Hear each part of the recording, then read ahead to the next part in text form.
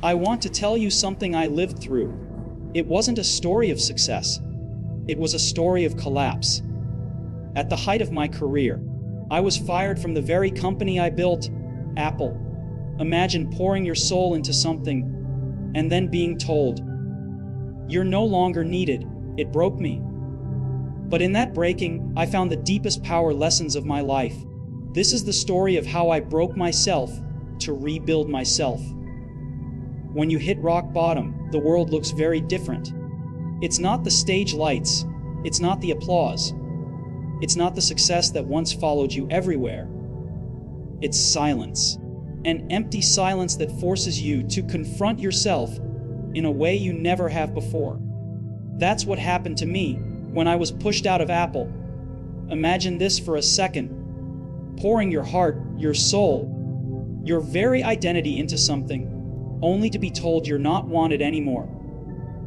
To be thrown out of your own creation. It was more than humiliation. It was more than disappointment. It was the death of who I thought I was.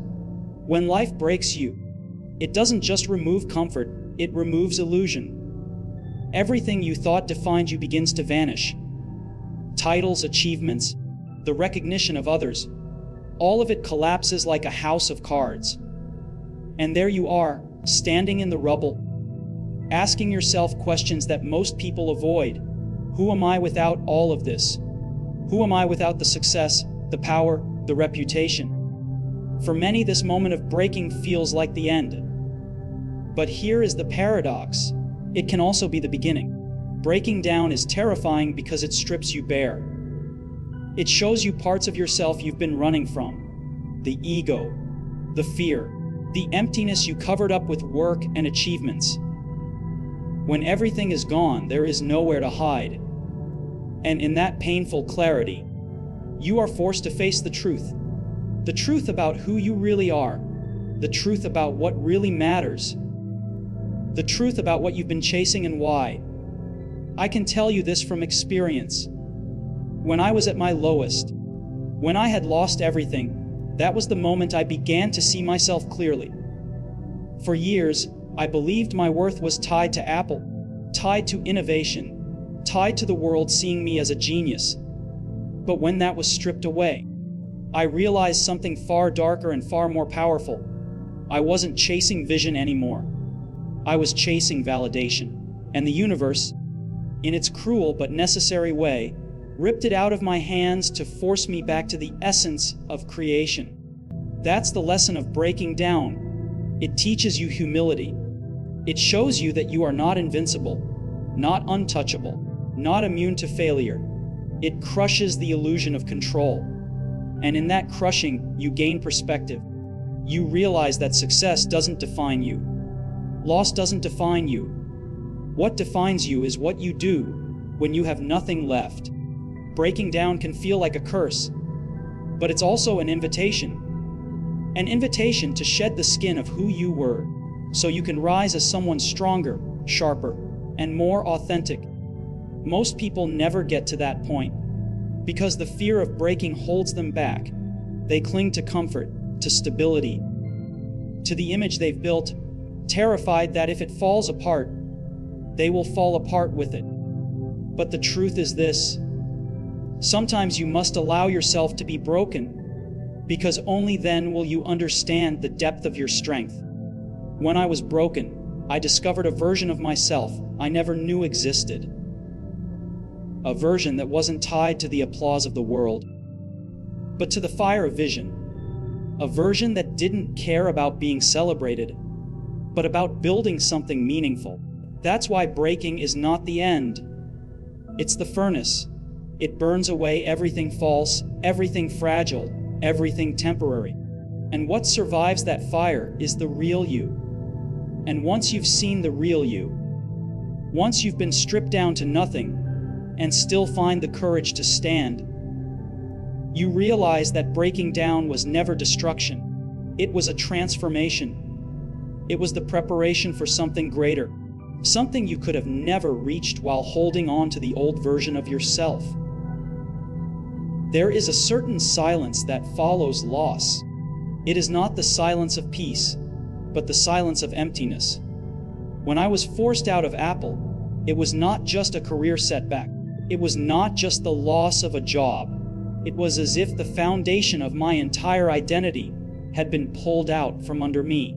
Imagine giving every ounce of yourself to something, sacrificing years, relationships, even your health, and then being told you don't belong here anymore. That pain is unlike anything else. It does not just wound your pride. It questions your very existence. I remember walking out of those walls and feeling as though the air had been sucked out of me. Who was I now? For years, people saw me as the face of Apple, the visionary, the dreamer who built something revolutionary. And in one brutal stroke, all of it was gone. The people who once cheered for me disappeared. The same voices that praised me now whispered that I had failed. The world loves success, but it does not know what to do with failure. Loss strips you down in ways you cannot imagine. The spotlight disappears, the applause fades, and you are left alone with the questions you have been too afraid to ask. Do I matter without what I created? Am I valuable without the company, without the recognition, without the stage? These are the darkest questions, and yet they are the ones that force you to confront the truth. Because if you cannot face yourself in the silence of loss, you will never truly know who you are. Losing everything showed me how fragile the outer world really is. One moment you are celebrated, the next you are forgotten. One moment you are indispensable, the next you are replaceable. That is the cruel rhythm of the world. And when it happens to you, it feels like death. It feels like the world has no use for you anymore. I had nights where I sat alone, replaying every decision, every mistake, every word I wished I could take back. That pain has a way of consuming you, pulling you into a place where you feel powerless. But there is a hidden clarity that comes with loss. When you are stripped of everything, what remains is what cannot be taken from you. At my lowest, I discovered that the applause was never real. The praise was temporary. The titles, the recognition, the success, all of it could vanish. But the love of creating, the fire of vision, the hunger to make something meaningful, that remained. And it was in that discovery that I realized pain was not the enemy. Pain was the teacher. The pain of losing everything forced me to look inwards instead of outwards. It forced me to see that my worth was not tied to a company, not tied to a brand, not tied to what others thought of me. My worth was tied to the work itself, to the ideas that kept me awake at night, to the drive that would not let me rest until I brought something to life. That was something no one could take away from me. It is easy to believe that success builds you, but it does not. Success decorates you, it masks you, it flatters you. What truly builds you is loss. Because when the applause dies, when the recognition fades, and when the world moves on without you, you are left with the raw, unfiltered version of yourself. In that version, you either collapse under the weight of emptiness, or you rise with a new kind of strength. The pain of losing everything taught me that life is not about clinging to what you have, but about becoming someone who can rebuild when it is taken from you. It showed me that identity built on external things is fragile, but identity built on inner fire is unbreakable. And while the world may measure you by what you own or what you control, the truth is, the deepest power comes from what you can endure when all of it is gone. Rebuilding is not glamorous. It is not filled with applause, headlines, or recognition. Rebuilding is lonely. It happens in the dark, far from the stage, when nobody is watching and nobody cares. After Apple, I was no longer the icon people once looked up to. I was the man who had been cast aside. Many believed my best days were behind me, and some even thought my story was already over. That is the cruelty of success. It blinds people into thinking failure is the final chapter. But the truth is, failure is only final if you let it be. In those years away from Apple, I began again. I started Next. I poured myself into Pixar. And in those projects, I discovered what rebuilding really means. It is not about revenge. It is not about proving people wrong. It is about proving something deeper to yourself. It is about asking, even after you have lost everything, if the fire inside you still burns. For me, it did. It burned brighter than ever. Rebuilding through vision is different than rebuilding through pride. Pride makes you chase the world's approval. Vision makes you chase what feels inevitable in your heart. At Next, we built computers that very few people cared about. To the outside world, it looked like failure. But what mattered was not the world's opinion. What mattered was the pursuit of building something that aligned with the future I believed in. That's the thing about vision. It sustains you when the applause disappears. It gives you a reason to wake up when the world thinks you should give up. And Pixar. Pixar was another chapter of that vision. At a time when nobody believed in computer animated films, we pushed forward. We believed in something unseen. We believed in the impossible. And slowly, the world caught on. That is what vision does. It creates a new reality that others cannot yet imagine. And it gives you the courage to keep moving forward. Even when you stand alone, the process of rebuilding through vision is brutal. It requires patience. It demands sacrifice. It asks you to live with doubt, uncertainty, and long stretches of silence where nobody notices your work. But in that silence, something powerful grows. In that space, you refine not just your ideas but also yourself. You learn to detach from needing recognition. You learn to anchor yourself to the deeper. Why? That drives you. Because if your rebuild depends on validation, it will collapse again. But if it depends on vision, nothing can shake it. When I finally returned to Apple, I was not the same man who had left. I had been broken down, stripped of illusion, humbled by loss, and hardened by the long road of rebuilding. But I had something stronger than ever before. I had clarity of vision. I no longer cared about proving I was right. I cared about building something that mattered, something that would change the world. That clarity gave me a force that no amount of success or failure could ever take away. Vision is what transforms rebuilding from survival into creation. It is what takes the ashes of what you lost and turns them into the foundation of something greater. Without vision, rebuilding is just patching up the past. With vision, rebuilding becomes a reinvention of the future. And that is where the real power lies. The world often tells you to avoid failure, to fear loss, to cling tightly to what you have. But the truth is, sometimes you must be broken so you can be rebuilt around a vision greater than yourself. Because vision is not about where you are today. It is about what you can see before anyone else can. And when you rebuild through that vision, you create something that not only brings you back to life, but also gives you a purpose that is untouchable. Here's the truth: most people don't want to face the world will break you. It doesn't matter how brilliant you are, how much success you've had, or how powerful you think you've become. At some point, life will crush you, humiliate you, strip you of everything you thought made you strong. And when that happens, most people never recover. They cling to who they used to be. They beg for the old version of themselves to return. And in doing so, they remain trapped in the shadow of their own downfall. But there is another path, the path of reinvention. And it is a dark path. Reinvention doesn't happen in the light.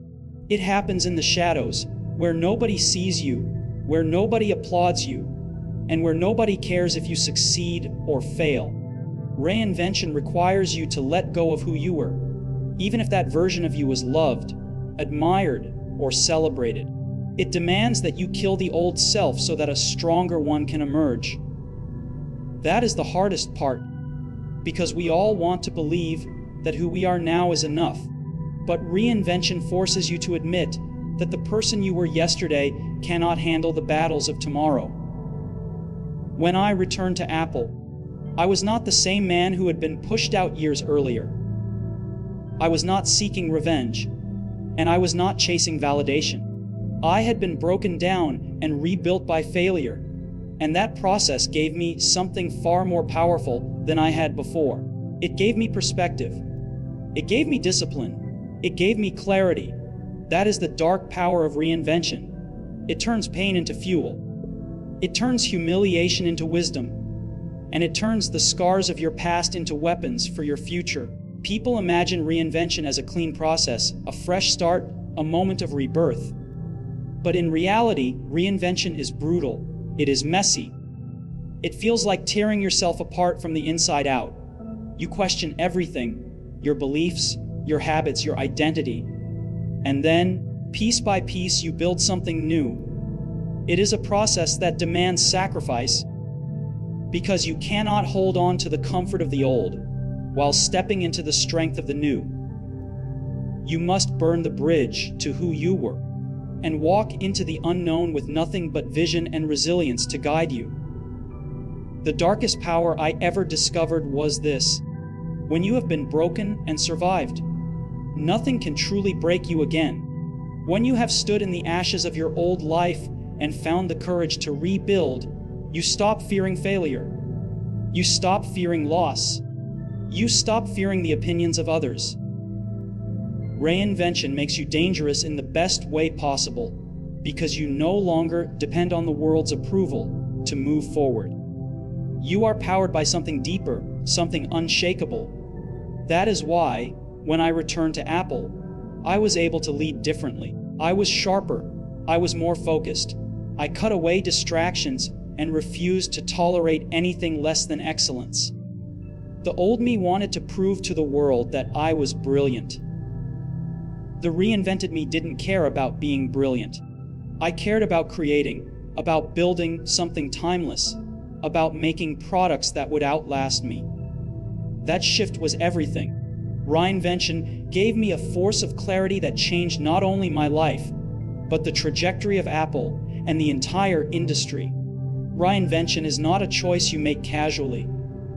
It is a transformation that happens when life has left you with no other option. It requires surrender and courage. It requires that you face the darkest parts of yourself and refuse to look away. And once you walk through that fire, you do not come out the same. You come out stronger. You come out clearer. You come out unshakable. That is the dark power of reinvention. Not that it changes what you do, but that it changes who you are at the core. When I look back, I see now that being broken was never my downfall. It was my awakening. Losing everything stripped away the illusions, the pride, the false identities I clung to. It forced me into silence, into pain, into the shadows where I had no choice but to confront myself. And in that darkness, I discovered something I would never have found in the comfort of success. The power to rebuild, not as who I was, but as who I needed to become. Breaking taught me humility.